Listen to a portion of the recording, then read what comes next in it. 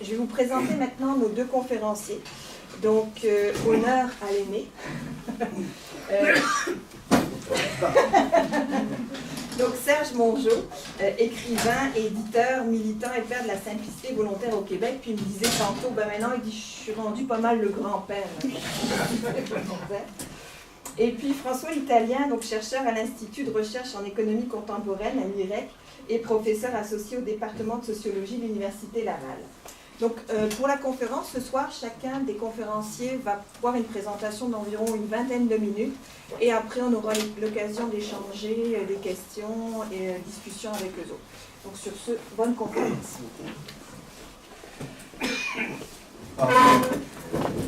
M'excuse. Bonsoir, ça me fait plaisir d'être ici, de revenir avec les Amis de la Terre. J'ai été membre des Amis de la Terre de Québec pendant une quinzaine d'années. Je demeurais à l'île d'Orléans et je faisais partie des Amis de la Terre. Et depuis 10 ans, je suis revenu à Montréal. Et il n'y a pas d'Amis de la Terre à Montréal, mais il y a des Amis de la planète, certainement. Écoutez, nous vivons une situation très spéciale actuellement avec la fragilité de l'humanité. Hein? On parle là on est rendu à l'ère de l'Anthropocène et nos actions finalement sur la Terre sont en train de mettre en péril l'avenir, pas de la planète, mais l'avenir de l'humanité très certainement. Est-ce que ça va venir, la crise qui est très prévisible, est-ce que ça va venir par le côté financier, ça va venir à cause des inégalités sociales qui augmentent constamment, ça va venir à cause des changements climatiques qui nous amènent des inondations, des sécheresses, à cause de l'épuisement des sols qui sont de moins en moins capables de nous fournir des aliments, à cause du pétrole qui va se faire plus rare, puis à un moment donné, les prix vont augmenter et il y a des choses qu'on ne pourra plus continuer comme actuellement.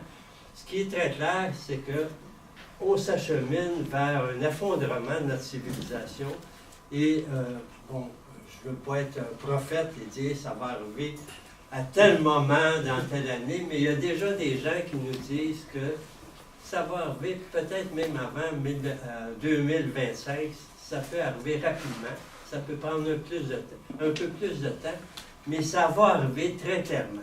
On ne peut continuer ce qu'on fait actuellement, c'est-à-dire une croissance économique qui demande des ressources de plus en plus abondantes et qui produit de plus en plus de déchets, alors que déjà on dépasse les capacités de la Terre et c'est très clair que ça ne peut pas durer. Alors qu'on ne prend pas les mesures actuellement. Il y a un déni au niveau politique de cette crise qui s'en vient. On nous dit on va trouver des solutions, les scientifiques vont trouver des solutions, etc. Et du côté de la population, il y a aussi un certain déni. Il y a des gens qui prennent conscience de ce qui s'en vient, mais en même temps ils disent mais qu'est-ce que je peux faire? Qu'est-ce que mes petites actions peuvent changer finalement? C'est tellement une grosse affaire qui s'en vient. Ou bien les gens continuent à espérer dire ils vont trouver finalement des solutions, on va régler les problèmes, puis c'est ce que nos politiciens nous disent. Ne vous en faites pas, il y a toujours des solutions, on continue la recherche, etc. Moi, je fais partie des éditions Éco-Société et dans mon travail là-bas, c'est beaucoup de lire des manuscrits et de lire des livres en anglais qui seraient intéressants de traduire. Je lis énormément et je me rends compte que de plus en plus de chercheurs nous disent il faut agir rapidement. Des gens, il y a beaucoup de ces chercheurs qui, il y a quelques années, disaient on va y arriver assez facilement, mais qui aujourd'hui ne disent plus la même chose. Mais pour moi, en tout cas, beaucoup des solutions qu'on préconise ne vont pas assez loin. C'est des solutions qui vont retarder finalement les choses. Je vous donne un exemple de dire, on va passer à l'auto électrique au lieu d'avoir des autos à essence, ben oui, ça va faire qu'on va prendre un peu moins de pétrole, le pétrole va durer un peu plus longtemps, on va avoir un petit peu moins de pollution d'air, mais quand on regarde l'ensemble de l'énergie que ça prend pour faire les autos, l'ensemble de finalement des matériaux que ça prend pour la construire, etc., et aussi tous les métaux rares qu'on est obligé d'utiliser pour les batteries, bien, c'est très clair que quand on fait le bilan total, c'est pas un pas en avant et c'est pas le genre de solution qu'il faudrait. Ça, c'est une petite solution qui retarde tout simplement les vraies solutions et qui fait que les gens disent, bien, j'ai fait mon effort et là, ben, je fais plus rien, j'attends que finalement ça change. Moi, je me dis, actuellement, on doit être reconnaissant parce que la nature est plus intelligente que nous. La nature est en train de nous dire, vous exagérez, vous avez exagéré, vous n'avez pas réfléchi.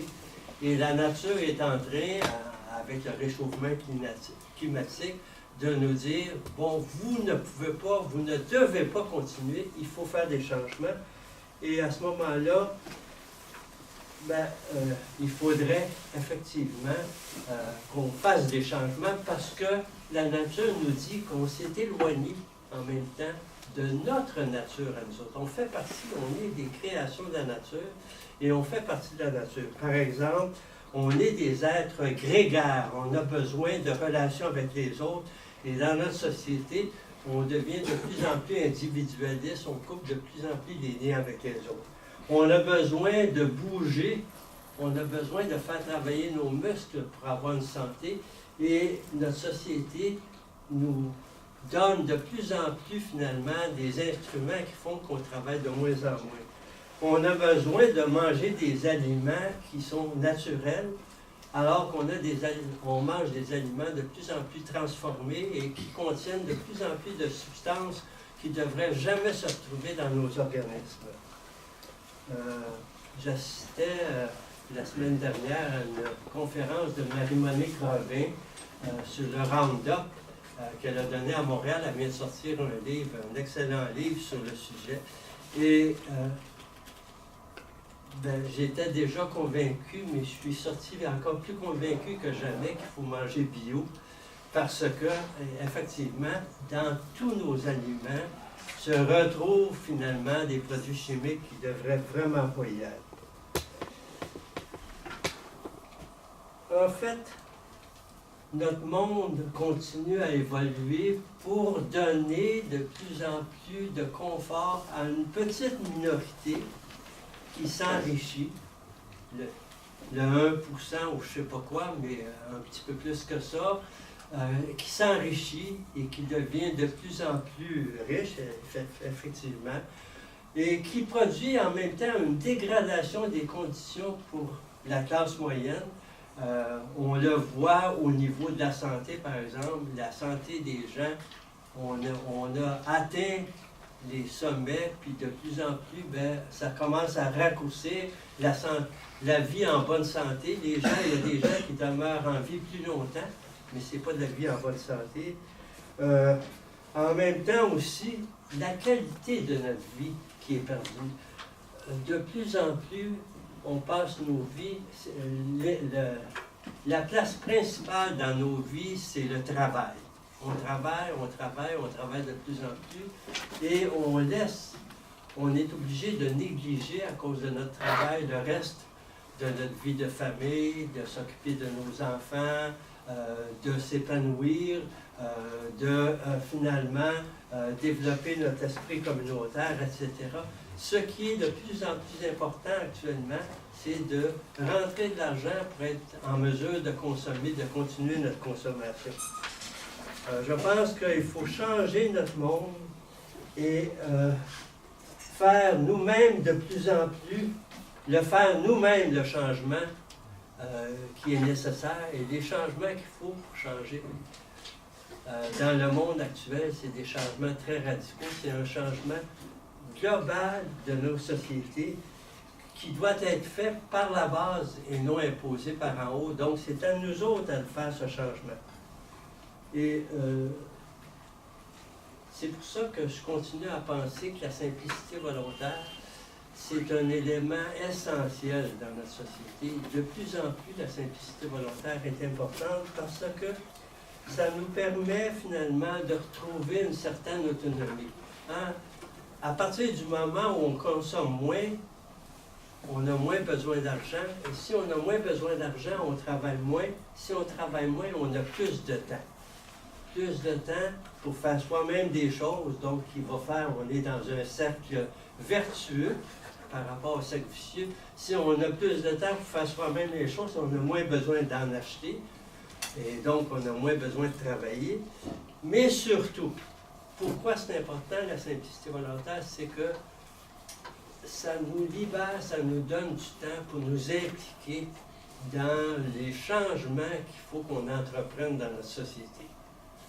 Moi, ça fait 60 ans que je milite et je me rends compte que c'est de plus en plus difficile pour les gens de militer. On fait des réunions, puis les gens, bien, je suis content de voir que vous êtes si nombreux ce soir, mais beaucoup des réunions qu'on fait, on se retrouve avec pratiquement pas de gens. Les gens sont épuisés par leur travail, sont épuisés à la fin de leur journée et à ce moment-là, ne sont plus disponibles. Les gens n'ont pas de temps pour s'impliquer dans les mouvements. On voit bien comment il y a beaucoup de roulements dans nos mouvements, etc. Puis comment on a de la misère à recruter. Comment ça prend vraiment des choses exceptionnelles pour faire qu'on puisse réunir assez de gens.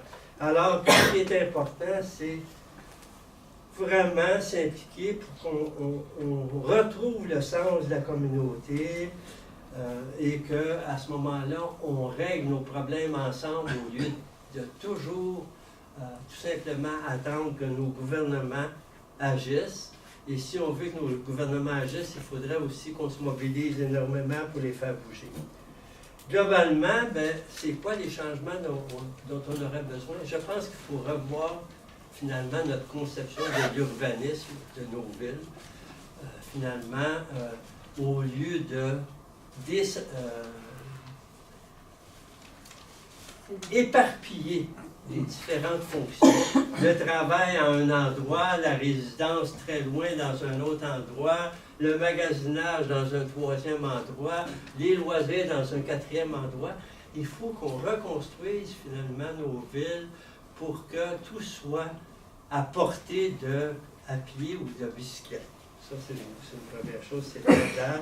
Et donc, qu'on sorte autour de nos villes, de la centralité dans nos villes. Deuxième chose, c'est au niveau de l'alimentation, c'est très clair qu'il faut que le plus rapidement possible, on se remette à une agriculture biologique qui va à ce moment-là redonner sa vigueur à nos terres et nous redonner la capacité de produire des légumes et des fruits qui soient en bonne santé et qui nous assurent aussi une bonne santé. Et ça, c'est essentiel. Et il faut qu'on comprenne qu'on nous dit, si on laisse l'agriculture industrielle, on ne sera pas capable de nourrir toute la population. C'est absolument faux. Quand on regarde quand on fait de la culture intensive, c'est beaucoup plus productif à l'hectare que ce qu'on fait actuellement. Et surtout, ce qu'on fait actuellement, il ne peut pas se continuer. Il y a déjà, à beaucoup d'endroits, des endroits où on ne peut plus, même en mettant les engrais artificiels qu'on a, on n'est plus capable de produire. Donc, il est grandement temps de revenir à une agriculture de ce côté-là. Ensuite, le commerce international, je pense qu'il faut qu'on revoie. On sait, écoutez, une grande partie de notre surconsommation est possible parce que on réussit à faire des objets qui ne coûtent pas cher, mais ils ne coûtent pas cher parce qu'on a exploité les pays où on prenait les matières premières, on a exploité les pays où on les fabrique et on nous amène tout ça. Et finalement, notre vie possible avec ce qu'on gagne actuellement repose sur l'exploitation de biens des gens et il faut qu'on cesse ça le plus rapidement possible, ça n'a pas d'allure. Ensuite, il y a aussi l'avion qu'il va falloir qu'on remette en question pour une bonne partie des voyages. Est-ce que c'est nécessaire qu'on s'en aille 2-3 fois par année dans le sud? Oui, l'avion peut continuer à être utilisé, mais beaucoup plus rationnellement, alors que c'est en constante augmentation et c'est une source de pollution importante. C'est à cela que travaillent finalement les Amis de la Terre depuis plusieurs années et qui fêtent leur 40e anniversaire. Et c'est important qu'on s'implique dans des mouvements comme ça pour faire avancer. Et c'est ce qu'il faut continuer et répandre le plus possible. Fait qu'on va en reparler après.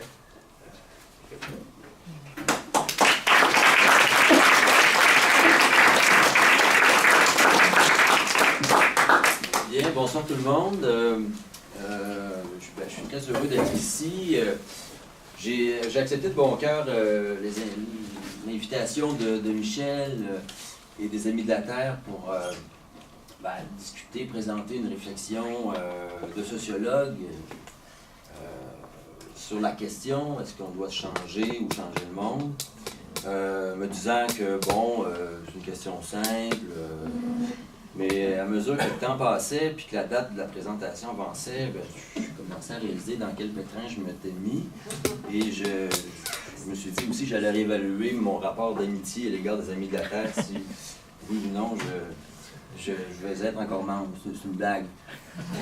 C'est une occasion pour moi de souligner la très grande contribution de cet organisme-là, de son importance fondamentale, de son importance pour la Ville de Québec en particulier. C'est l'un des seuls organismes militants, je pense, qui a une aussi longue longévité, à part peut-être le Comité populaire Saint-Jean-Baptiste, sur un enjeu qui est tout à fait fondamental. On en parlait tout à l'heure, Serge et moi, il y a une espèce de paradoxe contemporain dont je vais essayer un peu d'exposer la mécanique sociologique. Un paradoxe entre, d'une part, une très grande connaissance des faits concernant la détérioration de la planète et, d'autre part, une sorte d'impuissance ou de sentiment de dépossession extraordinaire de la part des citoyens et des citoyennes. Puis les Amis de la Terre, ça existe encore pour rappeler le fait qu'on n'est pas tout seul à agir, et que le jour où ça va exploser, où ça va péter, on ne sait pas quand, on ne sait pas comment, qu'il y aura tout un bouquet d'initiatives, de pensées, de réflexions pour pouvoir faire face à ça. La question, se changer ou changer le monde, moi j'ai été, je suis plus jeune que Serge, donc je suis plus docile, plus studieux, j'ai pris la question au sérieux. Est-ce qu'on doit changer ou changer le monde? Question simple, mais comme toutes les questions simples, c'est quand même une question difficile. C'est une question rangée dans le rayon des questions difficiles. Et donc, comme toute autre question difficile, est-ce qu'on doit changer ou changer le monde? On ne peut pas requérir les services de la science ou de la pensée analytique ou même des faits pour pouvoir réfléchir à cette question-là. On doit vraiment méditer la question d'une certaine manière. Si on était des bouddhistes, on dirait qu'il s'agit d'un koan. C'est-à-dire un objet de la pensée qui vise à affûter notre sens du discernement vers l'éveil plutôt que vers l'errement. C'est une question qui sollicite, qui interpelle notre humanité, puis qui dit, en gros, la question des connaissances, des théories scientifiques, c'est secondaire, c'est une question fondamentale. Puis, comme c'est une question fondamentale, je vous propose ici une réflexion en deux temps. Une réflexion d'abord sociologique pour contextualiser un peu cette question-là. La question, est-ce qu'on change ou on change le monde? D'où c'est que ça vient?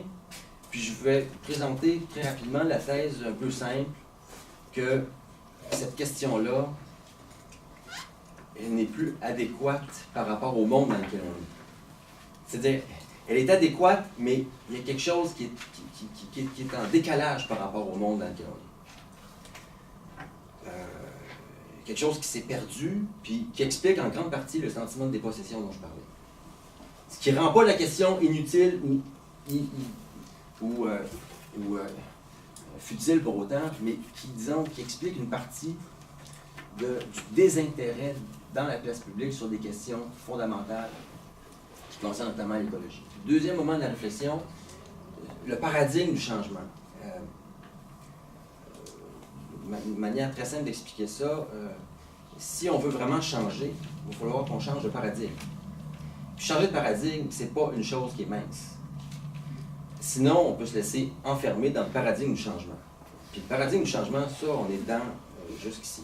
On va changer, mais on change quoi? On change 4,30 sous pour une pièce, on change notre automobile, comme disait Serge, automobile au pétrole pour une automobile électrique. Bon, changer de paradigme à la lumière des leçons que l'écologie ou la crise écologique et économique nous impose de tenir compte, c'est pas simple. Puis les difficultés s'en viennent. Je pense que ici, j'ai pas à convaincre personne de ça. Mais je pense que c'est important d'avoir les deux yeux en face des trous. Donc, deuxième moment de la réflexion, puis je vais déboucher très rapidement sur des idées, comment sortir du paradigme. Bon, en gros, le contexte. La question se changer le monde, c'est une très vieille question. C'est une question aussi vieille que la civilisation occidentale. Ça remonte au moins aux Grecs. Chez les Grecs, il y avait déjà l'idée qu'il y a des domaines de la vie, pratique, individuelle ou collective, qui s'appellent l'éthique ou le politique. L'éthique, qu'est-ce que c'est? C'est de rendre conforme son action en fonction de la vie bonne. Puis la politique, c'est quoi? C'est de rendre conforme la vie collective en fonction de la vie bonne. C'est deux vieilles questions. C'est une vieille question qui se retrouve dans le creuset de notre civilisation. Puis c'est une question, qui est au cœur à la fois de la réflexion sur nous-mêmes, qu'est-ce qu'on fait, comment on agit selon ce qu'on pense être juste, et comment collectivement aussi, on fait en sorte qu'on agit en fonction de ce qu'on veut collectivement suivre comme finalité, comme destin. Donc la question de la démocratie, c'est né chez les Grecs.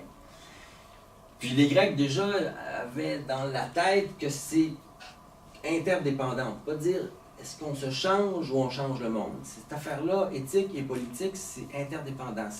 On ne peut pas penser que je vais me changer en dehors du monde. Ça, c'est les ermites qui font ça, puis c'est des sous-humains pour les Grecs, puis d'une certaine manière un peu aussi pour nous encore. Je veux dire, quelqu'un qui est en dehors du monde, ça serait l'overclass aujourd'hui. Ceux qui vivent comme Guy la Liberté sur une île, c'est pas des humains. C'est du monde qui pense qu'ils vont être tout seuls le jour où ça va péter, sur leur yacht de 43 pieds, avec des systèmes de filtration d'eau. Je veux dire, c'est des affaires qui sont tout seuls. Donc, ils pensent se changer tout seul, mais tu ne peux pas te changer tout seul si tu n'agis pas sur les conditions de l'agir individuel.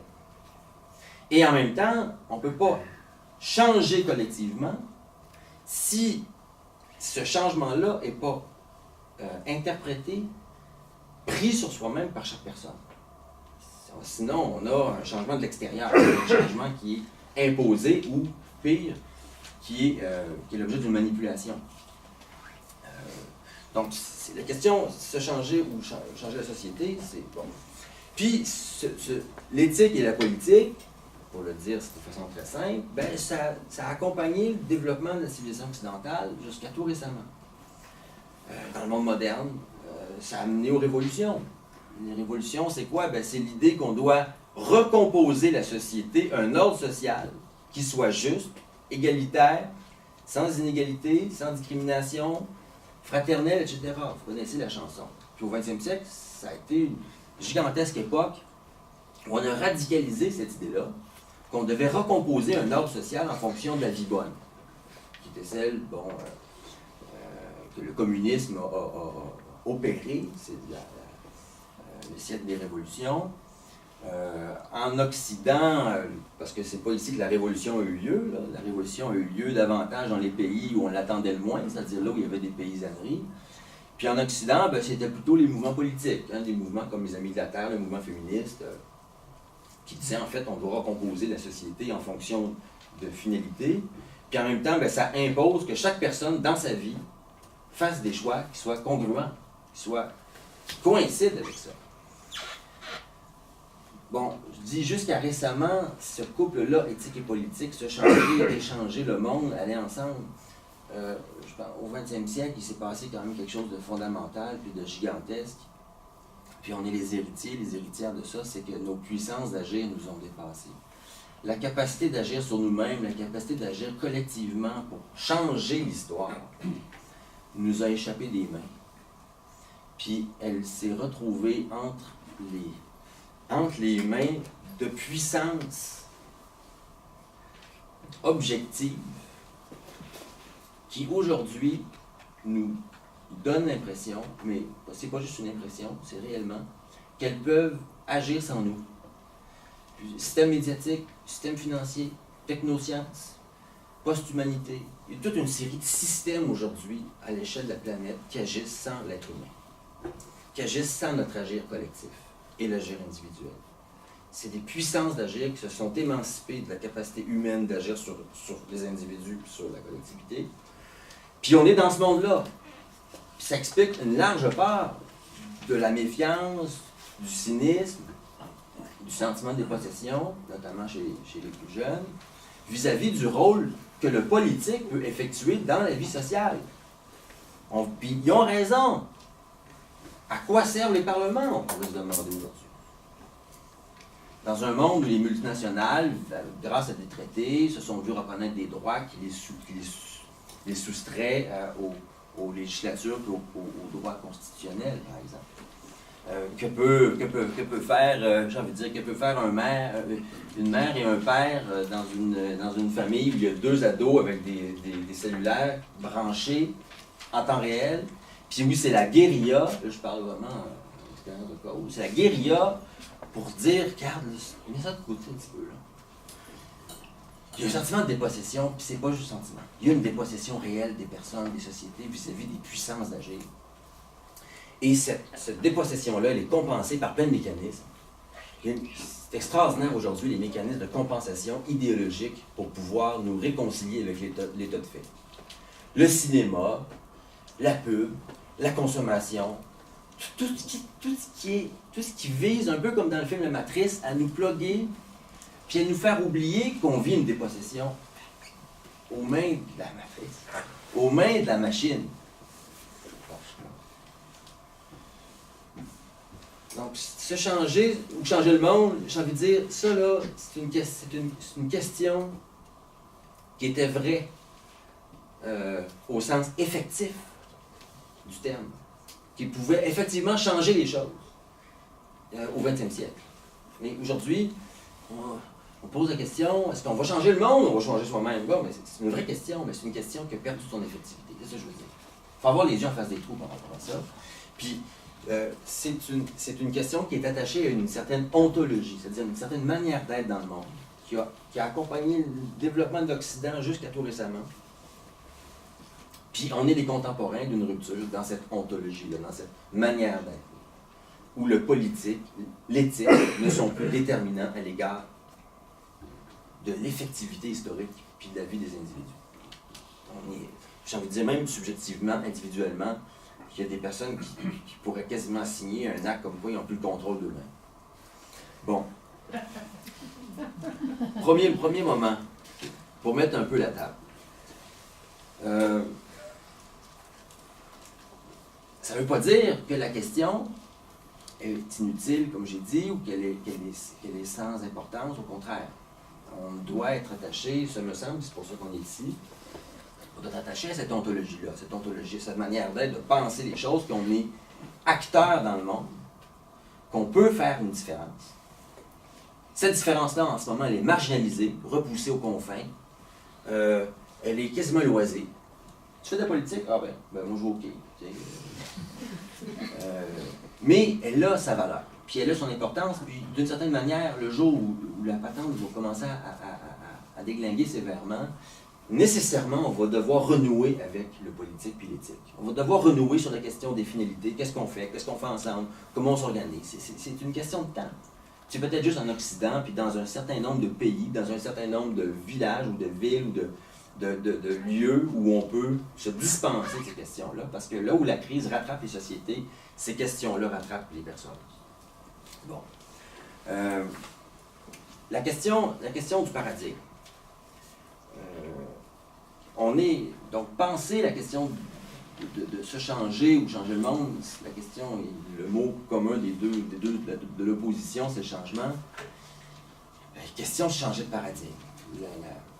Si on prend la question radicalement à la racine, on pense à la question, est-ce qu'on veut sortir des causes, est-ce qu'on veut chasser les causes qui ont mené à la crise écologique, qui ont mené au développement d'un système économique qui s'appelle le capitalisme, qui est en train d'essouffler, d'épuiser les ressources de la planète, les êtres humains, les réserves de sens, les traditions, pour peu qu'on est attaché à quelques-unes qui ne sont pas trop arriérées.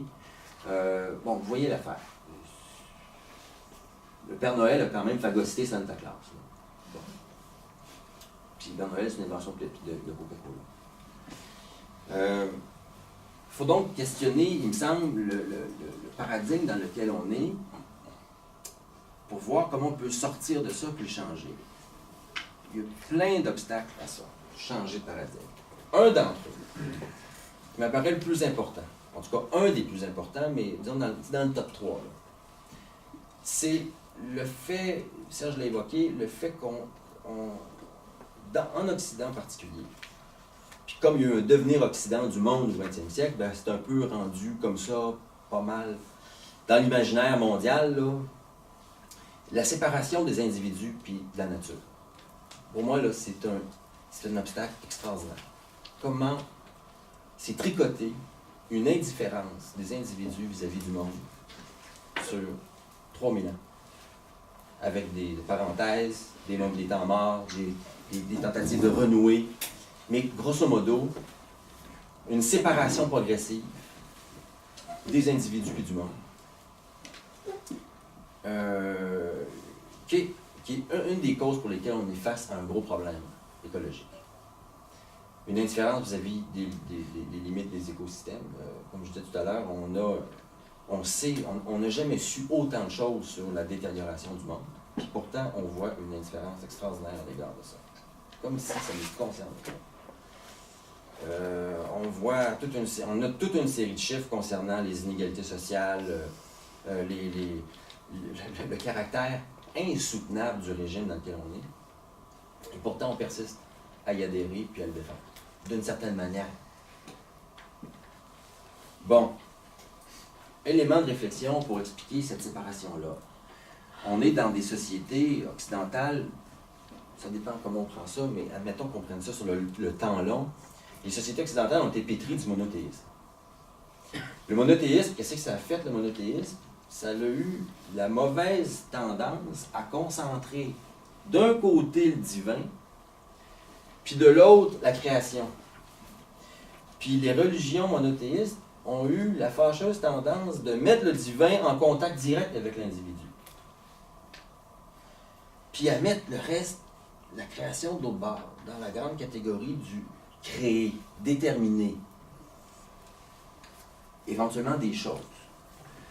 Ben, cette séparation-là, puis qui dans le christianisme a quand même eu, on va dire, une radicalisation. C'est quand même le Christ, c'est le Dieu qui se fait homme, puis en même temps, c'est l'invention de l'égalité des hommes entre eux et des femmes entre elles, mais c'est l'invention de l'individu, le christianisme, c'est l'invention de la personne qui est sortie de son contexte, sortie de sa société, puis qui est face à Dieu tout seul. Ça a été un extraordinaire instrument d'extraction des individus en dehors du monde. Je ne prétends pas que les religions n'ont pas par ailleurs un autre discours vis-à-vis de la nature, des oiseaux, des plantes. Il y a toutes sortes de belles choses dans la Bible, dans le Coran puis dans la Torah. Mais quand on regarde sur le temps long, qu'est-ce que ça fait?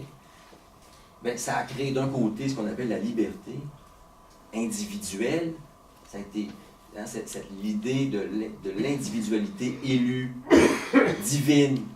Ça s'est retraduit de plusieurs manières dans l'histoire, jusque dans le monde moderne, où d'un côté, on a l'individu libre, qui réfléchit par lui-même, et de l'autre côté, on a la nature assujettie à des déterminations naturelles, comme ça, c'est un verre qui tombe si je le laisse aller.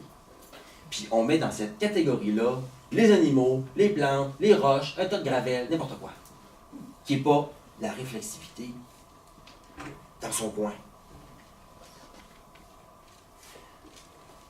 On tasse tout le monde du côté de ce qui n'est pas la liberté.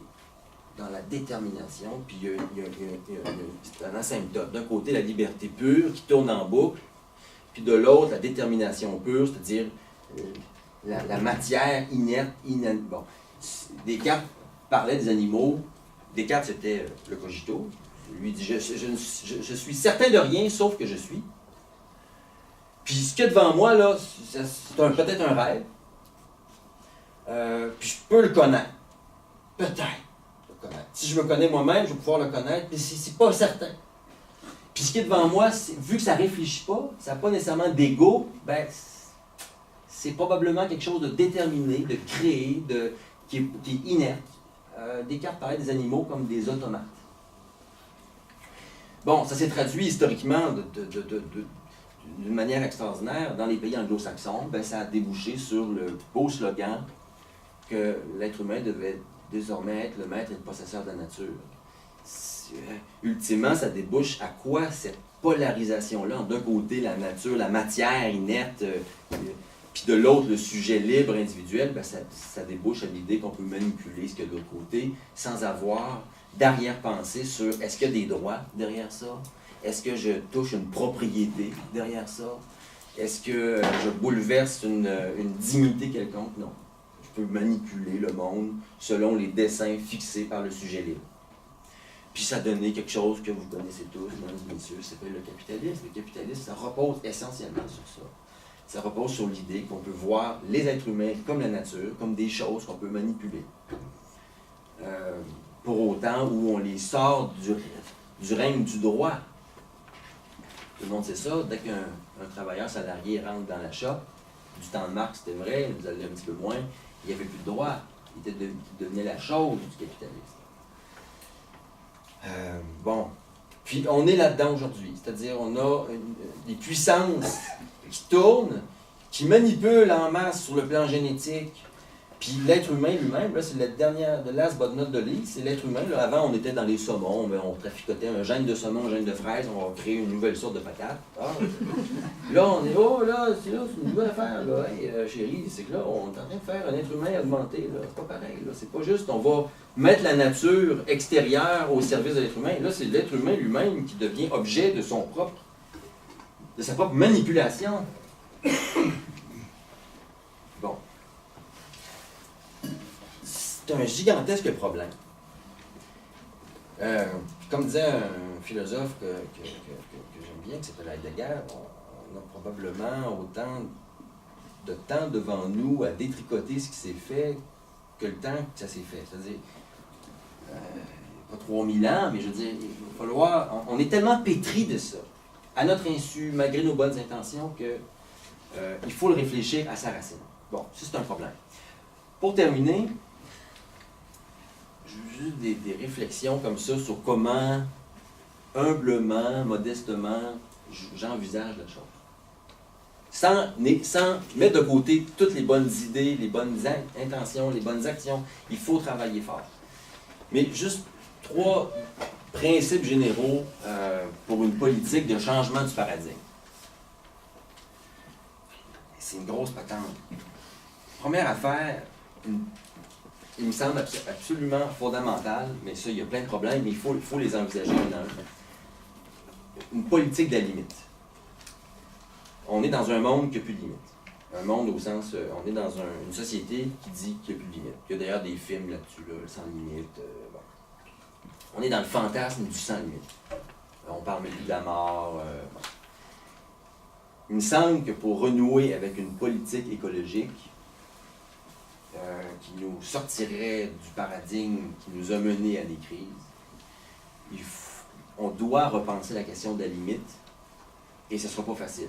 La limite de l'auto-limitation, puis de la limite des limites collectives. Par l'auto-limitation, ben là, on a quelqu'un ici qui a réfléchi là-dessus abondamment. La frugalité, la simplicité volontaire, le fait de renouer avec, puis ça, je pense que les sagesses orientales peuvent nous aider d'une certaine manière à repenser ça, plutôt que d'assouvir le désir, parce que ça a été la grande voie d'Occident, assouvir le désir. J'ai faim, je mange tout de suite.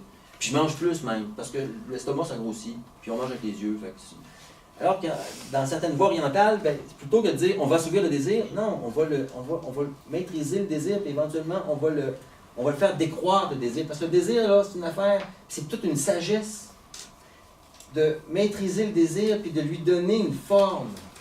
Et de ne pas le laisser aux mains des multinationales qui traficotent ce désir-là, notre insu. Qui jouent dans le cortex, là, ici, dans le cerveau reptilien, puis qui nous font avaler des désirs. On veut tous se déplacer, mais il y en a qui veulent une BMW. Ça devient un désir d'avoir une BMW. Mais on a le besoin de nous déplacer. Pas pareil. Autolimitation, puis limite politique, c'est-à-dire limite sociétale. Les limites sociétales les plus flagrantes, les plus claires, c'est les limites écologiques. Ça devrait être transcendantal. C'est là, combien il reste de poissons dans le fleuve Saint-Laurent? Ben, on ne peut pas empêcher plus que la moitié de ça. Bon. Je dis peut-être des truistes, mais la limite aujourd'hui, ça apparaît vraiment comme un... Puis l'autre chose, la limite, c'est aussi les cycles. J'ai un de mes professeurs à l'Université Laval qui s'appelle Bernard Arcan, le frère de l'autre, qui avait publié un ouvrage dans les années début 2000 qui s'appelait Abolition l'hiver. Peut-être ici. Tout le monde avait dit, oh, il va abolir l'hiver, tu sais, Geostorm, tu sais, il est déjà dans le... Non. Bernard Arcan, il disait, dans le fond, on fait semblant au Québec qu'il n'y a pas d'hiver. On vit dans un monde où on doit se lever à 8 heures, le 12 janvier, il y a eu ça d'épais de neige, le char doit être déglacé, c'est meurtrier de rouler ses routes, les 3 écoles, il fait moins 30 à l'intérieur. Ça fait chier tout le monde. Non, on est dans un système avec des petits atomes, des commandes, des branchés. Non, un petit peu l'hiver, c'est pas pareil que ici, c'est pas pareil qu'ailleurs. Puis, abolition l'hiver pour Bernard Arcan, ça veut dire approprions-nous l'hiver. Vivons selon les limites que nous impose ou que nous adresse la nature. On pourrait dire ça comme ça. Donc là, il y aurait un beau travail à faire, esthétique, j'ai envie de dire, de proposition, Québec solidaire dans la salle. Proposition. Là, maintenant, là, on fait une politique des saisons au Québec. On fait une politique des saisons. Bernard Arcan, il dit on devrait travailler l'été, puis congé l'hiver, tout le monde. Et ça, par exemple, ça grinchait dans les encorneux, parce que les entourneux, parce que, ouais, pas sûr. Mais il prenait des exemples dans les pays scandinaves. Deuxième élément, ça, les Amis de la Terre, ça aussi, sont en plein là-dedans, combattre la privatisation du monde. Le monde est commun. Les ressources, ce qu'on appelle les ressources, les richesses, l'air, l'eau, le patrimoine génétique, les idées, il y a tellement d'affaires qui sont communes, puis qu'il y a un coin dans une bûche qui s'appelle la propriété privée, qui vise à dire non, il faut que tu passes par le marché pour pouvoir avoir accès à ça. On doit renouer avec le communisme, 21e siècle, manière 21e siècle. Un nouveau communisme. C'est pas le communisme qui a un binge, puis pas ça, là. C'est un communisme. On doit sommer ceux et celles qui disent on va privatiser ceci, cela. Ah, mais là, tu peux, là. Tu vas nous priver de quoi sur combien de siècles, là? Combattre la privatisation puis valoriser tout ce qui est commun. Valoriser le commun. C'est le 21e siècle, c'est ça. Puis dernière affaire, qui est beaucoup plus individuelle, c'est nous requalifier pratiquement. On a perdu nos savoir-faire. C'est extraordinaire la dépossession personnelle des savoir-faire. Savoir-faire du site, savoir apprêter de la viande ou pas, savoir jardiner, savoir cueillir ses semences pour savoir-faire, réparer une poignée de porte. C'est tout dans le manifeste des Amis de la Terre de 1986. Se requalifier. Ça, c'est très fort dans les pays anglo-saxons. Do it yourself. Se requalifier, apprendre à faire des choses. Ne plus avoir besoin du marché pour pouvoir faire des choses. Puis c'est drôle, hein, parce qu'à mesure que tu apprends à faire des choses, tu réalises que la nature, sapristi qu'elle a lancé des affaires, puis qu'elle peut nous en enseigner des affaires. Là. Avec toutes les innovations de Roundup et compagnie, on réalise qu'on va arriver au terme d'une boucle de merde qui va nous avoir mené à une situation où on aurait peut-être pu apprendre juste dans l'utilisation je ne sais plus comment ils appellent ça, mais l'utilisation des parasites naturels pour pouvoir empêcher la prégnance de d'autres parasites. Puis ça, cette politique-là du savoir-faire, ça aussi, ça pourrait être une politique, les savoir-faire de l'ébénisterie partout au Québec. Tous les villages forestiers là, qui dépendent des moulins, puis des cycles, des portes de papier, puis on fait de l'ébénisterie à grandeur, on vit dans un pays de forêt, c'est quoi le problème? L'ébénisterie, puis là, pourquoi pas valoriser tout ce qui est esthétique? Revaloriser la forêt dans ce qu'elle a d'esthétique, dans ce qu'elle a de multi.